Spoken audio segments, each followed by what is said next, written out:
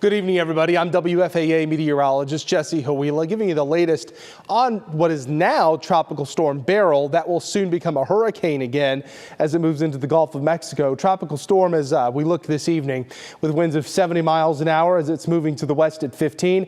Here's the latest track on that. Now, as it re-enters the Gulf of Mexico, it is expected to become a Category 1 hurricane again.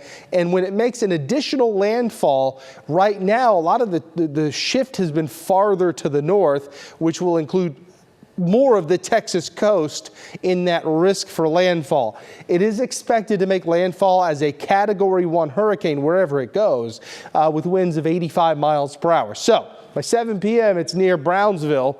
And again, this is called the cone of uncertainty. It could be on the western side of this, could be on the eastern side. I know that that's frustrating for some people, but that's just how this works with probability.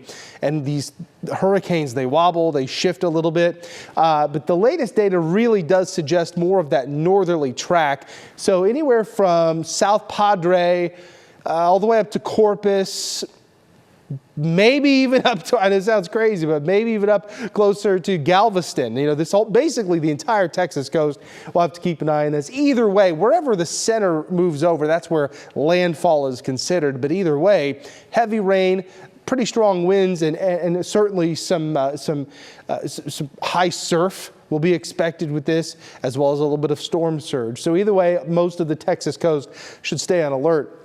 Then as it moves inland, of course, into central Texas and eventually parts of North Texas, some heavy rain could move in from the hill country into North Texas or East Texas by the middle part of the week. That includes here in the Dallas-Fort Worth area, where we could see 1 to 3 inches of rain. Now it's going to be a sharp cutoff, and you can see the forecast on where the heaviest rain is going to be from hurricane, or will be Hurricane Beryl again.